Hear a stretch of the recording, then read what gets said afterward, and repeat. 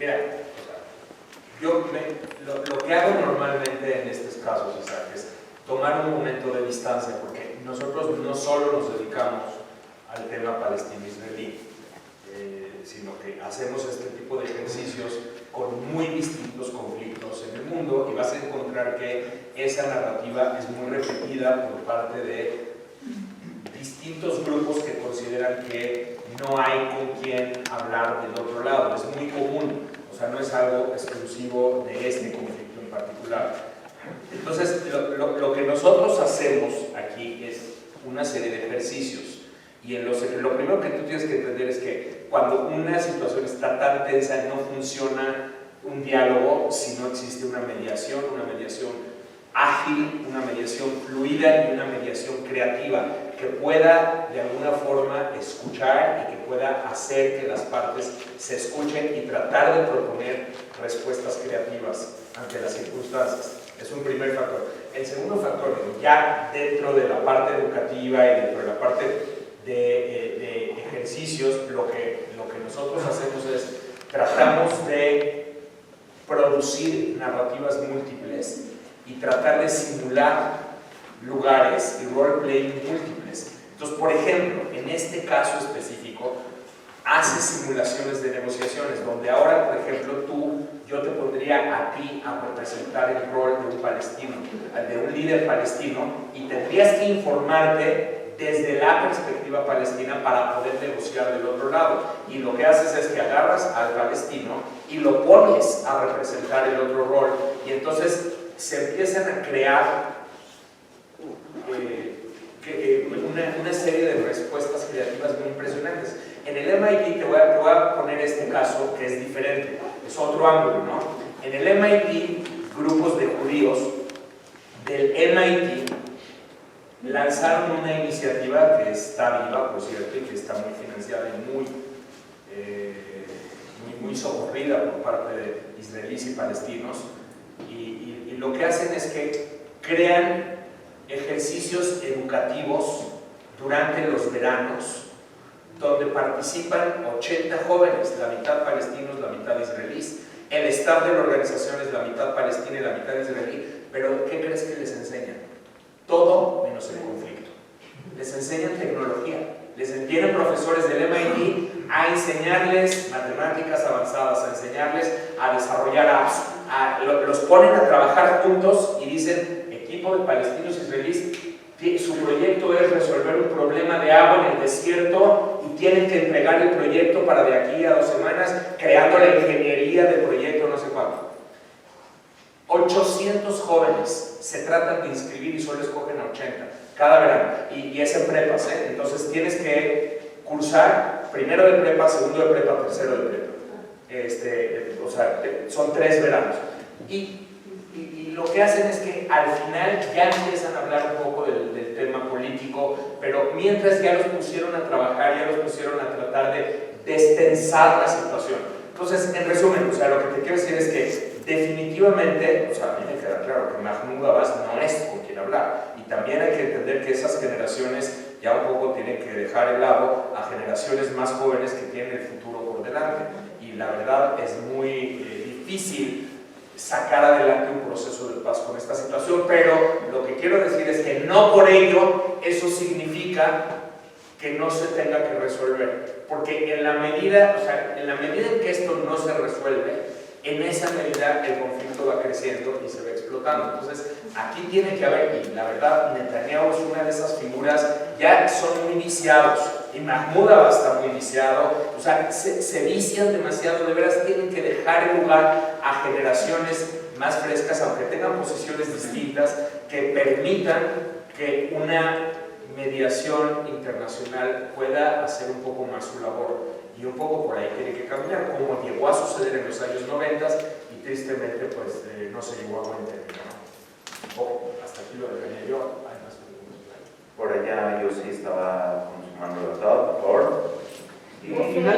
Una pregunta, tú hablabas de lo sorprendente de Hamas lanzando más de 120 misiles, 120 por minuto. Primera pregunta, ¿de dónde están los armamentas? ¿No? ¿De dónde es el poder de armamentación súbito. Y segunda pregunta sería, ¿qué riesgo a futuro?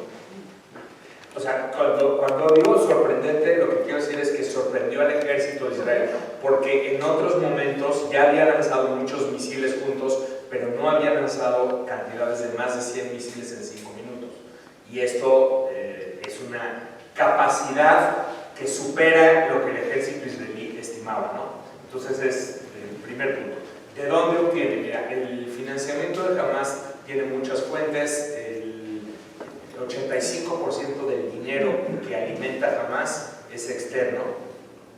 Una parte viene de Irán, otra parte viene de Qatar. No todo el dinero se utiliza para armas, porque Hamas finalmente tiene 2 millones de personas que administrar, entonces pues es toda la administración de la Franja de Gaza, pero el armamento es totalmente contrabandeado, porque el armamento de Hamas, o sea, la Franja de Gaza no tendría que estar armada en principio, y el armamento es totalmente contrabandeado, principalmente por la frontera de Egipto, por los túneles que existen, y viene de África. Normalmente hay conexiones que van desde Irán hasta África, y de África hacia el Sinaí, y desde el Sinaí hacia Gaza. También tienen armamento que ellos mismos han ido desarrollando, o sea, también pues, hay capacidades tecnológicas y hay armamento. Hay que entender que la tecnología ha facilitado mucho la posibilidad de que grupos que no siempre son tan poderosos tengan más capacidades, porque la tecnología está al alcance de muchísima gente hoy en día. Entonces, hoy en día tú puedes ponerle un booster tecnológico a armas que ya tienes y de pronto las vuelves armas más letales. Hamas sigue teniendo el problema, para ellos obviamente, no para Israel, para Hamas, el problema de que sus misiles no son misiles de precisión. Repito, 30% de los misiles cayeron en la Franja de Gaza. No era la intención, obviamente. La intención es que todos llegaran a Israel. Eso significa que pues, fallan. O sea, todavía tienen muchos problemas, pero sí han ido aumentando sus capacidades. Entonces, aquí, en resumen, definitivamente se necesita, dentro de esta solución integral que estamos hablando, hay que entender un factor que no mencioné. La Franja de Gaza es ocupada, gobernada por Hamas, por una guerra interna que tuvo Hamas con la Autoridad Nacional Palestina, y Hamas le arrebata a la Autoridad Nacional Palestina el control de la Franja de Gaza, y por lo tanto puede armarse todo lo que, porque gobierna la Franja de Gaza. Entonces, una solución integral implicaría devolverle Gaza a la Autoridad Nacional Palestina, controlar mediante una presencia internacional. Hay muchos países que se han ofrecido hacerlo, nada más que no se ha concretado. Controlar la frontera de Gaza para evitar que fluya el armamento y así desarmar y desmilitarizar a las milicias. No es solamente Hamas, hay otras milicias. La más importante después de Hamas es la Yihad Islámica, y además de la Yihad Islámica hay otras milicias incluso que a veces también se salen del control de Hamas. Entonces, sí se necesita desarmar y se necesita cortar el lazo entre el financiamiento internacional y Hamas, y asegurarse que, en todo caso, el dinero que fluya sí vaya para el destino que originalmente tiene. Ok, vamos con un par de preguntitas más. Yossi. No, básicamente ya la contestaste la pregunta. Yo creo que es un problema bíblico que desde que Abraham Avinu, bueno, Sara le dijo a Abraham Avinu que corriera a Ismael de la casa. Yo creo que nace un odio enorme de lo que es el judaísmo al árabe, ¿no? Nace un odio y por muchas otras razones, ¿no? Es un problema que ya históricamente lo hemos vivido en muchas ocasiones. Pero la pregunta es la siguiente, la pregunta es, ya la contestaste en parte, pero ¿cuál para ti es la solución para que haya paz entre estas dos partes? ¿Cuál es la solución real? Voy a hacer una observación.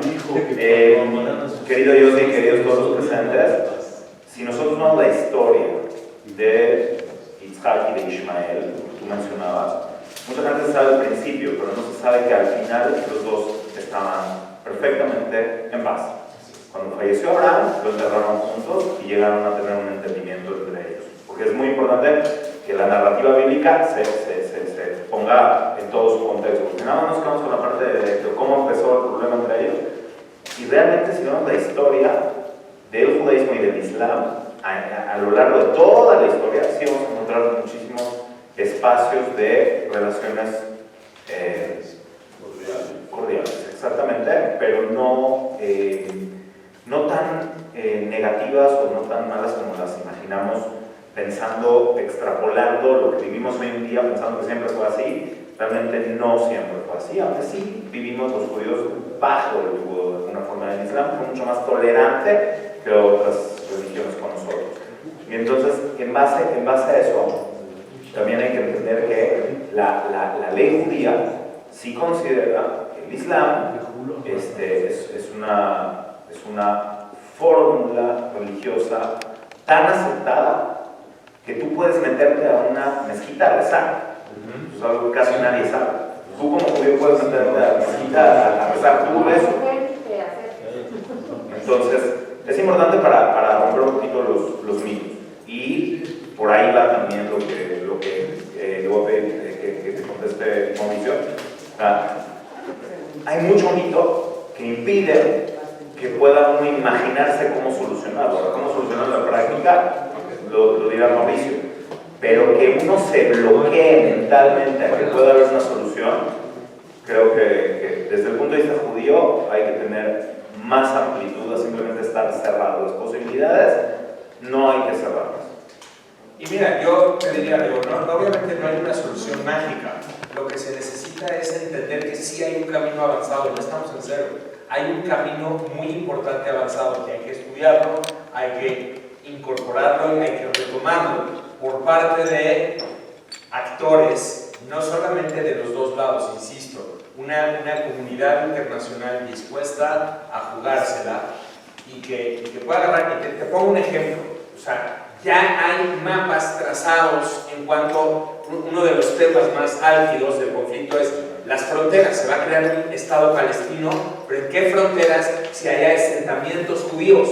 Ya hay mapas trazados con intercambios de territorio en donde se había aceptado ya que Israel se adjudicaba este pedazo de territorio donde hay colonias judías y ya iba a formar parte de Israel a cambio de estos otros partes de territorio que se adjudican al Estado palestino. Entonces el mapa iba a ser un mapa distinto al que tú conoces hoy en día porque ya estaban los mapas trazados. Entonces lo que te estoy diciendo es que se necesita recuperar el camino andado, se necesita un liderazgo político importante, no con una coalición como la actual. Con una coalición como la actual sería de verdad muy difícil avanzar, pero sí con un liderazgo importante por parte de la comunidad internacional que siente a las partes a negociar y a las partes generando incentivos en todas las partes para entender cuáles son los factores que van a permitir que las dos naciones ganen de un proceso. Digo, no es fácil, pero por ahí tendría que ir caminando. Vamos a tomar, si te parece, un espacio para otra preguntita más. Sí, correcto. Hoy, bueno, por ahí algunas ya nos querían preguntar. Tenemos, por favor, dos preguntitas breves. Dos preguntitas breves. Sí, por favor. Adelante, por favor. Y las hacemos juntas, una después de la otra. Mauricio responde y cerramos el evento, por favor. Mi interés es en relación a lo que hablabas sobre lo que le llamas guerra cognitiva. Estás hablando de la guerra física, cognitiva y política. Estás hablando de las iniciativas que se hacen para que jóvenes palestinos y jóvenes israelíes se vayan y hagan proyectos juntos. Yo tuve la suerte de que mi hija se fue a Peacemakers, a mí me sorprendió muchísimo. Ella de adolescente, junto con palestinos, y haciendo esta dinámica y cómo si regresan cuestionándose y cómo esto me parece que pudiera entrar en lo que tú le llamas guerra cognitiva. Además, para que Israel y Palestina se junten, se necesita que sea un verdadero representante palestino, que ese es el gran problema, porque Abbas no lo es. Ahora tú lo dices, es Hamas. No queremos que sea Hamas, pero entonces habrá que promover dentro de Palestina muchachos que no odien a judíos y dentro de Israel judíos que no odien a los palestinos, que ya están. No es que no, te estoy hablando de un viaje que fue hace 15 a 20 años de mi hija. Quiere decir esto, si es cierto se viene dando, lo que necesitamos es esa guerra cognitiva, ¿no? Me parece. Y te pregunto porque quisiera que ahondaras más sobre eso. Sí, un poco, nada más, la guerra cognitiva a la que yo me refería es dentro del momento de un conflicto o un enfrentamiento, el tratar de penetrar la mente del otro para tratar de convencerlo de que se comporte de cierta forma. Pero o sea, entiendo el punto de lo que dices, es en realidad ese es el trabajo. Ese es el trabajo. ¿Cómo lograr fortalecer a los centros y tratar de quitar fuerza a los extremos? En la medida en que jamás sea el que porta la bandera palestina, la carrera está perdida. Pero también en la medida en que los judíos extremistas porten la bandera de Israel, la carrera está perdida. Entonces, ¿cómo se hace para tratar de quitar fuerza y fortalecer a los centros? Creo que esa es la labor que tiene que hacerse desde las universidades, desde los centros de pensamiento, desde las escuelas y desde las iniciativas como esas y como muchas otras que existen. No es una labor fácil y la verdad, en la medida en que los círculos de violencia sigan dominando la política de todos los días, los extremos se siguen fortaleciendo, porque entonces yo te quiero matar a ti porque tú mataste a tantas personas, yo maté a tantas personas, y entonces se vuelve de verdad un círculo interminable. Se necesita realmente fortalecer el discurso del medio. Yo de verdad les recomiendo mucho, así como algo muy concreto, de verdad vayan a todo lo que está publicando la Universidad de Tel Aviv en ese sentido, ¿no? Y no, para nada creen ustedes que son las blancas palomitas de la paz, lejos de ello. Estamos hablando o sea, ahí están los exdirectores del ejército de Israel, los exfuncionarios incluso del gobierno de Netanyahu. O sea, está gente que tenía en sus mesas la toma de decisiones de vida y muerte en momentos muy, muy delicados.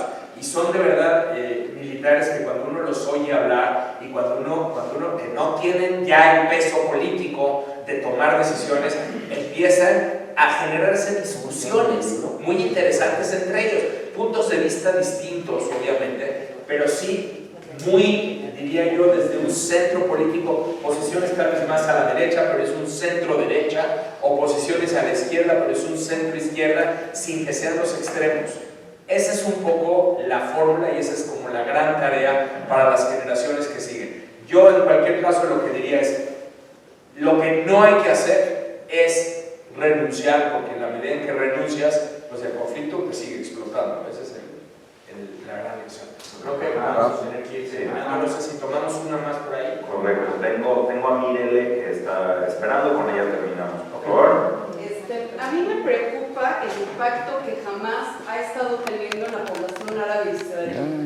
Lo vimos en los disturbios que se estuvieron dando en todas las ciudades mixtas. ¿Qué nos puedes decir de eso? Es un tema muy abordado, muy discutido y es uno de los grandes temas en Israel. Recordemos que se trata de ciudadanos, o sea, es algo que hay que entender. Israel toma la decisión de ser un Estado democrático y como cualquier Estado democrático no puede ser un Estado unirreligioso.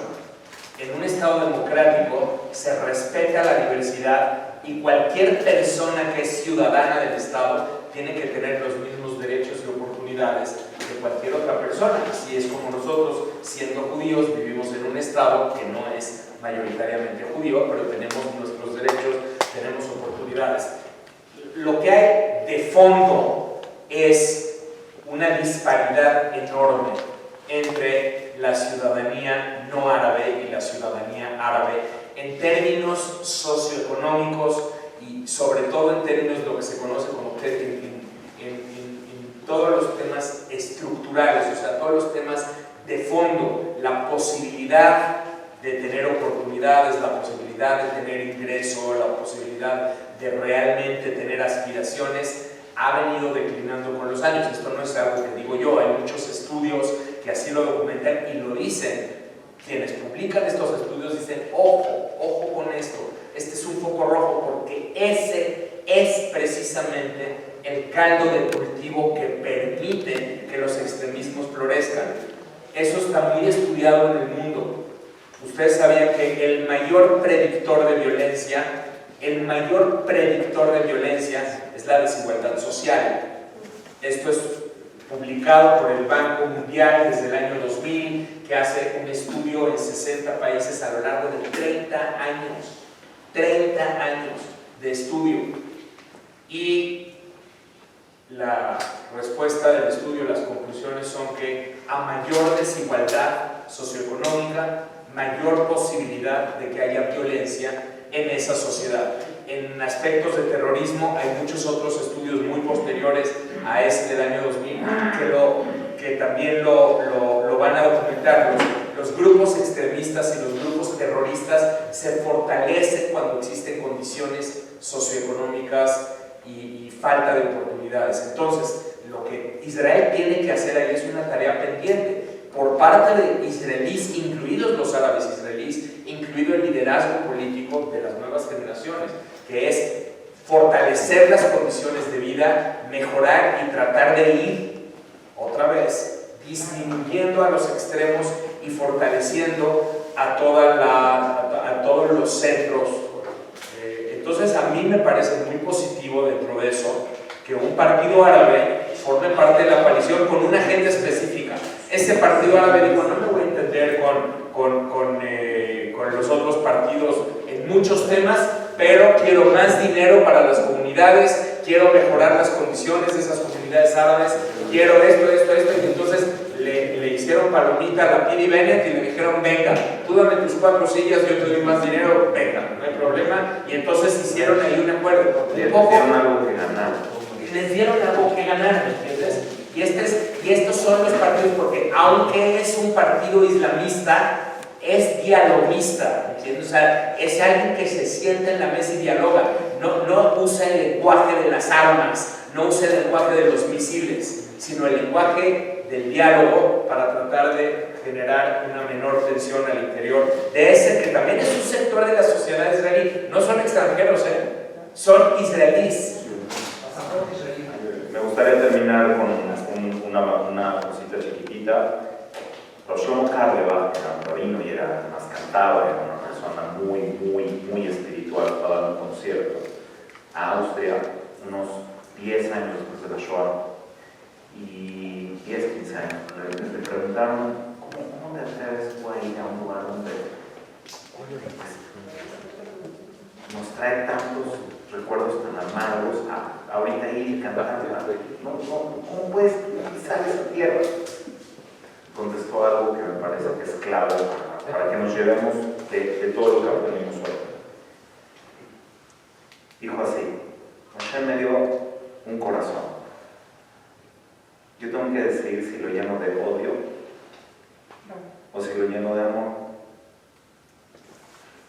Podrán tener mucha razón la gente que se va a basar en todos los aspectos mentales, racionales, ideológicos, por los cuales yo no tendría que ir ahí a cantar.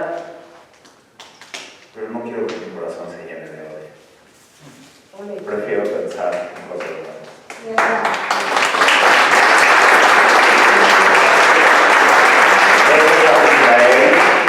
Muchísimas gracias, Mauricio. Que Hashem nos dé la oportunidad de llenar nuestro corazón de amor y no lo contrario. Excelente noche.